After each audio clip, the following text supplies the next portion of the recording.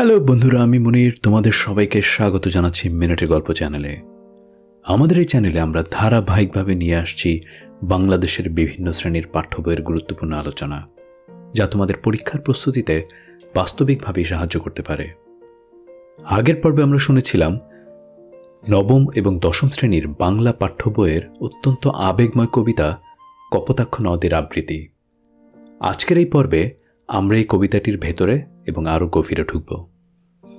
আজ আমরা আলোচনা করব মাইকেল মধুসূদন দত্তের কবি পরিচিতি, কপোতাক্ষ নদ কবিতার পাঠ পরিচিতি, গুরুত্বপূর্ণ শব্দার্থ ও টিকা, লাইন ধরে কবিতার সহজ ব্যাখ্যা, বহু নির্বাচনী প্রশ্নের উত্তর এবং শেষে সৃজনশীল প্রশ্নের পূর্ণাঙ্গ উত্তর। এই ভিডিওটি বিশেষভাবে নবম দশম শ্রেণী এবং এসএসসি পরীক্ষার্থীদের জন্য তৈরি করা হয়েছে, যাতে তোমরা কবিতাটি শুধু মুখস্থ না করে এর আবেগ, ভাব, শব্দের অর্থ এবং পরীক্ষার জন্য প্রয়োজনীয় প্রশ্নগুলো সহজে বুঝতে পারো। চলো শুরু করি। শুরুতে আমরা জেনে নেই কপোতাক্ষ নদ কবিতার কবি সম্পর্কে। কপোতাক্ষ নদ কবিতাটি লিখেছেন মাইকেল মধুসূদন দত্ত।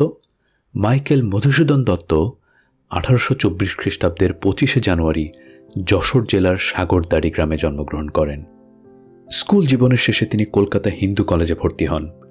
এই কলেজে অধ্যয়নকালে ইংরেজি সাহিত্য ও ভাষার প্রতি তার গভীর অনুরাগ জন্মে। 1843 খ্রিস্টাব্দে তিনি খ্রিস্ট ধর্মে দীক্ষিত হন এবং তখন তার নামের প্রথমে যুক্ত হয় মাইকেল। পাশ্চাত্য জীবনযাপন এবং ইংরেজি ভাষা ও সাহিত্যের প্রতি গভীর আগ্রহ তাকে ইংরেজি ভাষায় সাহিত্য রচনায় উদ্বুদ্ধ করেছিল। কিন্তু পরবর্তী জীবনে নানা অভিজ্ঞতা ও কঠিন বাস্তবতার মধ্য দিয়ে তার এই ভুল ভেঙে যায়। বাংলা ভাষায় কাব্য রচনার মধ্য দিয়ে তার কবি প্রতিভার যথার্থ প্রকাশ ঘটে। তার অমর কীর্তি মেঘনাদ বধ কাব্য। তার অন্যান্য উল্লেখযোগ্য রচনার মধ্যে আছে তিলোত্তমা সম্ভব কাব্য, বীরাঙ্গনা কাব্য, ব্রজাঙ্গনা কাব্য এবং চতুর্দশপদী কবিতাবলী। তার নাটকের মধ্যে আছে কৃষ্ণকুমারী, শর্মিষ্ঠা, পদ্মাবতী, আর তার প্রহসনের মধ্যে আছে একে কি বলে সভ্যতা এবং বুড়ো শালিকের ঘাড়েরও। বাংলা কাব্যে তিনি অমৃতাক্ষর ছন্দ এবং সনেট প্রবর্তন করে বাংলা সাহিত্যের নতুন মাত্রা যোগ করেন। 1873 খ্রিস্টাব্দের 29শে জুন তিনি মৃত্যুবরণ করেন। আগেই বলেছি, বাংলা কাব্যে মাইকেল মধুসূদন দত্ত অমৃতাক্ষর ছন্দ এবং সনেট প্রবর্তন করে বাংলা সাহিত্যে নতুন মাত্রা যোগ করেন। অমৃতাক্ষর ছন্দ হল এমন এক ধরনের ছন্দ যেখানে কবিতার চরণগুলোতে অন্তমিল থাকে না, কিন্তু ছন্দ, গতি, ভাবের প্রবাহ এবং উচ্চারণের সৌন্দর্য বজায় থাকে। সহজভাবে বললে, সাধারণ কবিতায় অনেক সময় লাইনের শেষে মিল থাকে, যেমন মন, ধন, আলো, ভালো ইত্যাদি, কিন্তু অমৃতাক্ষর ছন্দে লাইনের শেষে মিল বাধ্যতামূলক নয়। তবুও কবিতাটি ছন্দহীন হয়ে যায় না। এর ভেতরে থাকে ভাবের গাম্ভীর্য, শক্তিশালী কাব্যপ্রবাহ এবং নাটকীয়তা। মাইকেল মধুসূদন দত্ত বাংলা সাহিত্যে এই ছন্দকে প্রতিষ্ঠিত করেছেন। তার বিখ্যাত মহাকাব্য মেঘনাদ বধ কাব্য অমৃতাক্ষর ছন্দে রচিত। এই ছন্দ ব্যবহারের মাধ্যমে তিনি বাংলা কবিতাকে প্রচলিত অন্তমিল ধারা থেকে বের করে আরও আধুনিক, আরও গভীর ও মহাকাব্যিক রূপ দেন।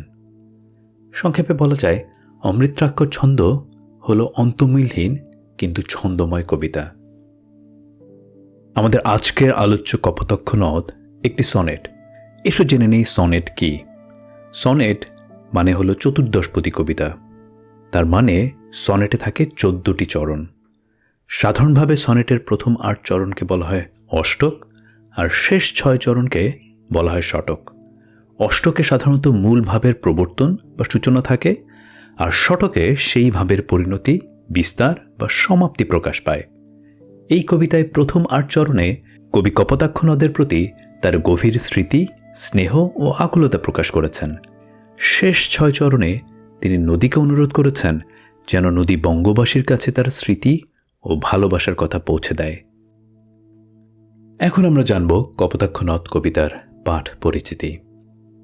কপোতাক্ষ নদ কবিতাটি কবির চতুর্দশপদী কবিতাবলী থেকে সংগ্রহীত। এই কবিতায় কবির স্মৃতিকাতরতা, জন্মভূমির প্রতি গভীর ভালোবাসা এবং প্রবাস জীবনের একাকিত্ব প্রকাশ পেয়েছে। কবি যশোর জেলার সাগরদাড়ি গ্রামে কপোতাক্ষ নদের তীরে জন্মগ্রহণ করেন। শৈশবে তিনি এই নদের তীরের প্রাকৃতিক পরিবেশে বড় হয়ে ওঠেন। পরে যখন তিনি বিদেশে, বিশেষ করে ফ্রান্সে অবস্থান করেন, তখন জন্মভূমির শৈশব কৈশোরের স্মৃতি তার মনে গভীরভাবে জেগে ওঠে। দূর থেকেও তিনি যেন কপোতাক্ষ নদের কলকল ধ্বনি শুনতে পান। তিনি বহু দেশের বহু নদী দেখেছেন, কিন্তু কপোতাক্ষ নদের মতো আপন, স্নেহময়, মাতৃভূমির সঙ্গে যুক্ত নদী আর কোথাও খুঁজে পাননি। কবির মনে বারবার প্রশ্ন জাগে, তিনি কি আর কখনো এই নদীকে দেখতে পাবেন? তিনি কপোতাক্ষ নদকে বন্ধুর মতো সম্বোধন করে অনুরোধ করেছেন, নদী যেন বঙ্গবাসীর কানে তার নামটি পৌঁছে দেয়। কারণ প্রবাসে থেকেও কবি প্রেম ভরে কপোতাক্ষ নদের নাম স্মরণ করেছেন। এই কবিতার মূল ভাবটি হল দেশপ্রেম, প্রবাস জীবনের একাকিত্ব, জন্মভূমির প্রতি গভীর আকুলতা এবং স্মৃতিকাতরতা। এখন আমরা কবিতাটি আবার শুনব, তবে এবার শুধু আবৃত্তি নয়, প্রতিটি গুরুত্বপূর্ণ শব্দ ও ভাবের সহজ ব্যাখ্যাও করব। প্রথম চরণ। সতত হে নদ তুমি পড়ো মোর মনে। এখানে সতত অর্থ সর্বদা, সবসময়। মোর এর মানে আমার। কবি কপোতাক্ষ নদকে সরাসরি সম্বোধন করেছেন হে নদ বলে। তিনি বলেছেন, হে নদ তুমি সব সময় আমার মনে পড়ো। এখানে নদী শুধু একটি জলধারা নয়, নদী যেন কবির শৈশব, জন্মভূমি, মা, মাটি এবং স্মৃতির প্রতীক। তৃতীয় চরণ। সতত তোমার কথা ভাবিয়ে বিরলে। বিরলে অর্থ একাকী অবস্থায়, নির্জনতায়। কবি যখন প্রবাসে একা থাকেন, তখন তার মনে বারবার কপোতাক্ষ নদের কথা মনে আসে। এই একাকিত্বের মধ্যেই জন্মভূমির স্মৃতি আরও বেশি করে জেগে ওঠে। এখানে আমরা বুঝতে পারি, প্রবাসী মানুষ যত দূরেই থাকুক, তার শেকড়, শৈশব, মা মাটি তাকে বারবার ভেতর থেকে ডাক দেয়। তৃতীয় ও চতুর্থ চরণ। সতত যেমতি লোক নিশার স্বপনে, শোনে মায়া মন্ত্রধ্বনি তব কলকলে। এখানে যেমতি অর্থ যেমন, নিশা অর্থ রাত, স্বপন মানে স্বপ্ন, তব মানে তোমার, কলকল অর্থ জলের প্রবাহের মিষ্টি ধ্বনি। কবি বলেছেন, যেমন মানুষ রাতের স্বপ্নে কোনো মায়াময় ধ্বনি শুনতে পায়, তেমনি তিনি কপোতাক্ষ নদের কলকল শব্দ কল্পনায় শুনতে পান।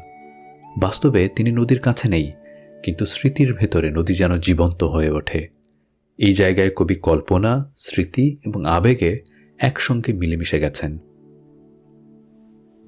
পঞ্চম চরণ। জুড়াইয়ে কান আমি ভ্রান্তির ছলনে। জুড়াই অর্থ শান্তি পাই, তৃপ্তি পাই। ভ্রান্তি অর্থ ভুল ধারণা বা কল্পনার মোহ। ছলনে অর্থ ছলে, মায়ায়। কবি জানেন তিনি বাস্তবে কপোতাক্ষ নদীর ধ্বনি শুনছেন না, তবু কল্পনায় সেই শব্দ শুনে তার মন শান্ত হয়, কান জুড়িয়ে যায়। এখানে কবির মনের গভীর আকুলতা বোঝা যায়। মানুষ যখন প্রিয় জিনিস থেকে দূরে থাকে, তখন কল্পনাও তাকে সাময়িক শান্তি দেয়। ষষ্ঠ চরণ। বহু দেশে দেখিয়াছি বহু নদদলে। নদদল অর্থ অনেক নদ নদী, নদীর দল। কবি জীবনে বহু দেশের বহু নদী দেখেছেন।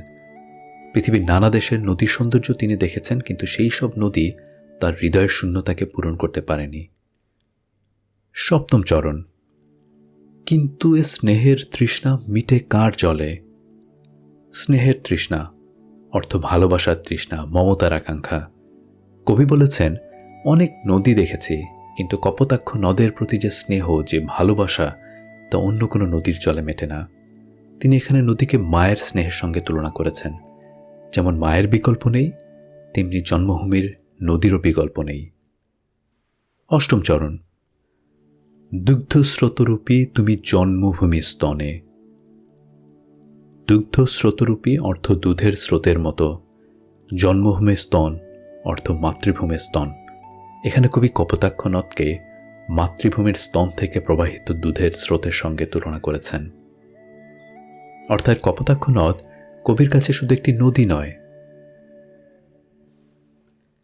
এটি মাতৃভূমির স্নেহ, ভালোবাসা এবং জীবনদানের প্রতীক। এই চরণে মাতৃভূমির প্রতি কবির গভীর প্রেম অত্যন্ত সুন্দরভাবে প্রকাশ পেয়েছে। নবম চরণ, আর কি হে হবে দেখা যতদিন যাবে। এখানে কবির মনে গভীর সংশয় এবং প্রশ্ন। তিনি কি আর কখনো কপোতাক্ষ নদকে দেখতে পাবেন? এই প্রশ্নের ভেতরে আছে প্রবাস জীবনের বেদনা, অনিশ্চয়তা এবং জন্মভূমিতে ফিরে যাওয়ার এক তীব্র আকুলতা। দশম ও একাদশ চরণ, প্রজারূপে রাজরূপ সাগরেরে দিতে বাড়িরূপ কর তুমি। প্রজারূপে অর্থাৎ প্রজার মতো, রাজরূপ সাগর, রাজরূপ সাগর অর্থ রাজাস্বরূপ সাগর, বাড়ি মানে পানি, বাড়িরূপ কর এর মানে পানিরূপ কর বা জলরূপ কর। এখানে কবি একটি সুন্দর রূপককে ব্যবহার করেছেন। নদী যেমন শেষ পর্যন্ত সাগরে গিয়ে মিশে যায়, কবি সেই ঘটনাকে রাজা এবং প্রজার সম্পর্কের সঙ্গে তুলনা করেছেন। নদী যেন প্রজার মতো রাজাস্বরূপ সাগরের কাছে জলকর বা রাজস্ব দিতে যাচ্ছে। এই রূপকের মাধ্যমে কবি নদীর স্বাভাবিক প্রবাহকে জীবন্ত করে তুলেছেন। একাদশ ও দ্বাদশ চরণ, এই মিনতি গাবে বঙ্গজ জনের কানে শখে সখারিতে। মিনতি এর মানে অনুরোধ, বঙ্গজ জন অর্থাৎ বাংলার মানুষ, বাঙালি, শখে অর্থাৎ হে বন্ধু। তিনি কপোতাক্ষ নদকে বন্ধুর মতো সম্বোধন করেছেন। তিনি নদীকে অনুরোধ করেছেন, তুমি যখন বয়ে যাবে তখন বাংলার মানুষের কানে আমার কথা পৌঁছে দিও। এখানে নদী যেন কবির দূত। প্রবাসে থাকা কবি নিজ দেশে ফিরতে পারছেন না, তাই তিনি তার প্রিয় নদীকে অনুরোধ করেছেন তার ভালোবাসার বার্তা বঙ্গবাসীর কাছে পৌঁছে দিতে। ত্রয়োদশ ও চতুর্দশ চরণ, নাম তার এ প্রবাসে মুচি প্রেম ভাবে লইছে যে নাম তব বঙ্গের সঙ্গীতে। প্রবাস অর্থ বিদেশে অবস্থান, মুচি অর্থ ডুবে আছি বা আনন্দে নিমগ্ন আছি, প্রেম ভাবে এর মানে ভালোবাসার আবেগে। কবি বলেছেন, আমি প্রবাসে থেকেও প্রেম ভরে তোমার নাম স্মরণ করছি। বাংলার গান, বাংলার স্মৃতি, বাংলার সঙ্গীতে আমি তোমার নাম গ্রহণ করছি। এই শেষ অংশে কবির গভীর দেশপ্রেম, জন্মভূমির প্রতি আকর্ষণ এবং কপোতাক্ষ নদের প্রতি অমলিন ভালোবাসার প্রকাশ পেয়েছে। এখন চলো পুরো কবিতাটির সার কথা সহজভাবে জেনে নেই। মাইকেল মধুসূদন দত্ত প্রবাসে থেকেও তার জন্মভূমি সাগরদাড়ি এবং কপোতাক্ষ নদের স্মৃতি ভুলতে পারেননি। তিনি অনেক দেশ দেখেছেন, অনেক নদী দেখেছেন, কিন্তু তার হৃদয়ের স্নেহতৃষ্ণা কেবল কপোতাক্ষ নদই পূরণ করতে পারে। কপোতাক্ষ নদ তার কাছে মাতৃভূমির স্নেহের প্রতীক। প্রবাসে বসে তিনি কল্পনায় সেই নদীর কলকলধ্বনি শুনে শান্তি পান। তিনি নদীকে বন্ধুর মতো অনুরোধ করেন, সে যেন বাংলার মানুষের কানে তার নাম ও ভালোবাসার কথা পৌঁছে দেয়। এই কবিতায় তাই প্রকাশ পেয়েছে জন্মভূমির প্রতি কবির গভীর ভালোবাসা, প্রবাস জীবনের বেদনা, শৈশব স্মৃতির আকুলতা এবং তার তীব্র দেশপ্রেম। এখন চলো আমরা কপোতাক্ষ নদ কবিতার গুরুত্বপূর্ণ শব্দার্থগুলো একসঙ্গে দেখে নেই। সতত, সর্বদা, সবসময়। মোর মানে আমার, বিরলে এর মানে হচ্ছে নির্জনে, একাকী অবস্থায়। যেমতি অর্থ যেমন, নিশা রাত, স্বপন স্বপ্ন, তব মানে তোমার, কলকল এখানে বোঝানো হচ্ছে নদীর জলধ্বনি, জুড়াই শান্তি পাই, তৃপ্তি পাই। ভ্রান্তি এর মানে ভুল ধারণা, কল্পনার মোহ। নদদল অনেক নদ বা নদী। দুগ্ধ স্রোতরূপী দুধের স্রোতের মতো। মাতৃভূমি স্তন মাতৃভূমির স্তন। প্রজারূপে এর মানে প্রজার মতো। রাজরূপ মানে রাজার মতো। বাড়ি শব্দের অর্থ পানি। বঙ্গজ জন মানে বাংলার মানুষ বা বাঙালি। মিনতি মানে অনুরোধ। প্রবাসে বিদেশে বসবাস বা নিজ দেশ থেকে দূরে থাকা। মজি এর মানে মগ্ন আছি বা ডুবে আছি।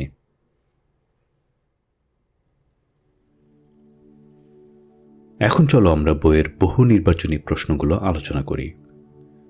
বহু নির্বাচনী প্রশ্ন 1। কপোতাক্ষ নদ কবিতাটি রচনাকালে কবি কোন দেশে ছিলেন? বিকল্পগুলো হচ্ছে ক ফ্রান্সে, খ ইংল্যান্ডে, গ ইতালি এবং ঘ আমেরিকায়। এর সঠিক উত্তরটি হচ্ছে ক ফ্রান্সে, কারণ কবি ফ্রান্সে অবস্থানকালে জন্মভূমি ও কপোতাক্ষ নদের স্মৃতিতে গভীরভাবে আলোড়িত হন। প্রশ্ন 2। কিন্তু এ স্নেহের তৃষ্ণা মিটে কার জলে? এ উক্তিতে কবির কোন ভাব প্রকাশ পেয়েছে? 1 মমতা, 2 অনুরাগ, 3 ভ্রান্তি। এই তিনটির কোনটি সঠিক? বিকল্পগুলো হচ্ছে ক শুধু 1, খ 2, গ 1 ও 3, ঘ 1, 2, 3। এখানে সঠিক উত্তরটি হচ্ছে ঘ 1, 2 ও 3, কারণ কবি বহু নদী দেখেছেন, কিন্তু কপোতাক্ষ নদের প্রতি তার যে মমতা, ভালোবাসা ও প্রীতি তা অন্য কোনো নদীর জলে মেটে না। সে কারণে মমতা, অনুরাগ, ভ্রান্তি এ তিনটি প্রকাশ পেয়েছে কবির এই উক্তিতে। বহু নির্বাচনী প্রশ্ন 3 এবং 4 প্রদত্ত উদ্দীপকটি পড়ে উত্তর করতে হবে। প্রদত্ত উদ্দীপক: প্রবাস জীবনে ফাস্টফুডের দোকানে কত খাবার খেয়েছি আমি জীবনে, মায়ের হাতের পিঠার কথা ভুলে আমি কেমনে। বহু নির্বাচনী প্রশ্ন 3। কপোতাক্ষ নদ কবিতার কোন বিষয়টি উদ্দীপকটিতে প্রকাশ পেয়েছে? ক সুখস্মৃতির অনুপম চিত্রায়ন, খ রঙিন কল্পনার নিদর্শন, গ কষ্টকর স্মৃতির কাতরতা, ঘ স্নেহাদরের কাতরতা।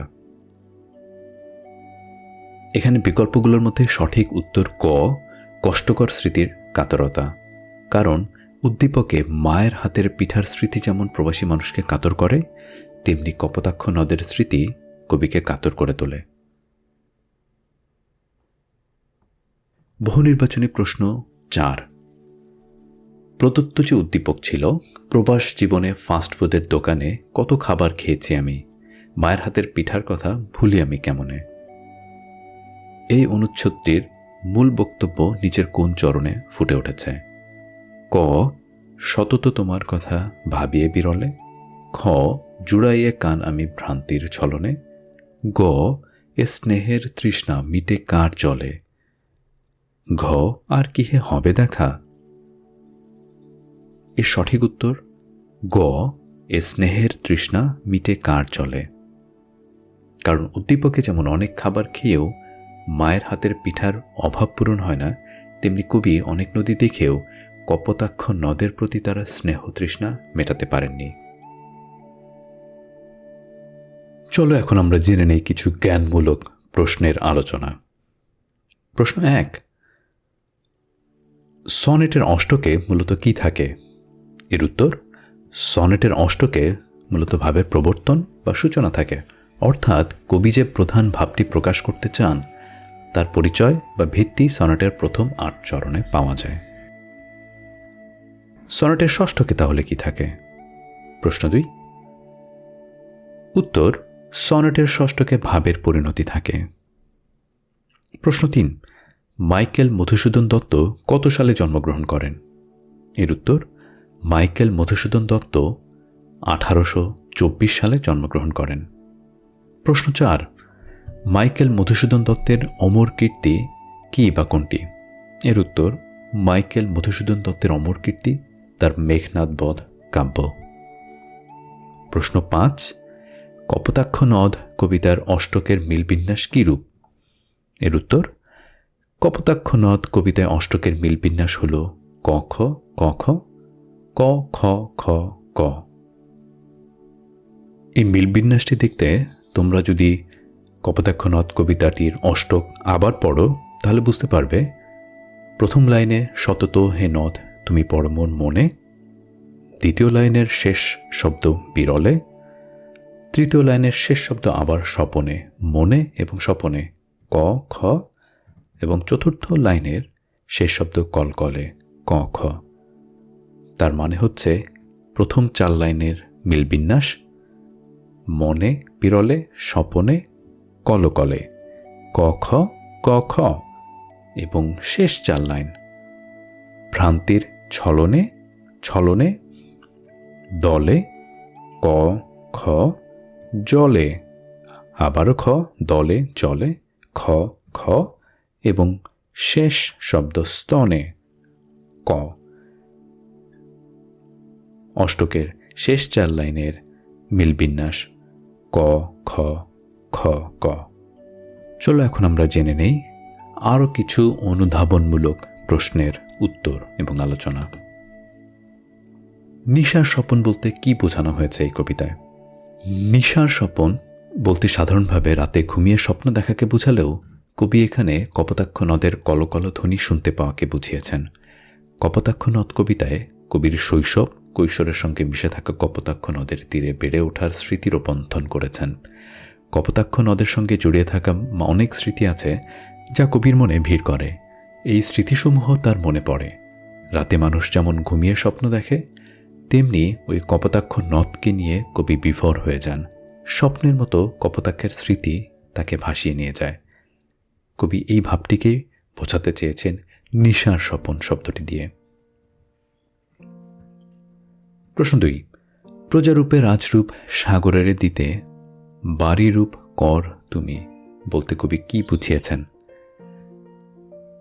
প্রজারূপে রাজরূপ সাগরের দিতে বাড়িরূপ কর তুমি বলতে কপোতাক্ষ নদের সাগরকে বাড়িরূপ রাজস্ব দেওয়াকে বোঝানো হয়েছে।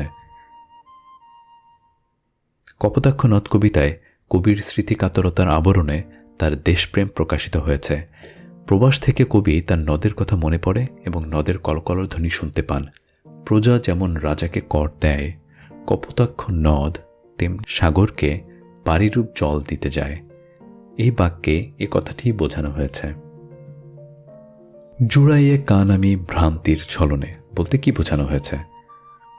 এর উত্তর, জুড়াইয়ে কান আমি ভ্রান্তির ছলনে চরণটি দ্বারা কবির কল্পনায় কপোতাক্ষ নদের কলকল ধ্বনি শোনাকে এবং সেই ধ্বনিতে প্রাণ জোড়ানোর অনুভূতির কথা ব্যক্ত করেছেন।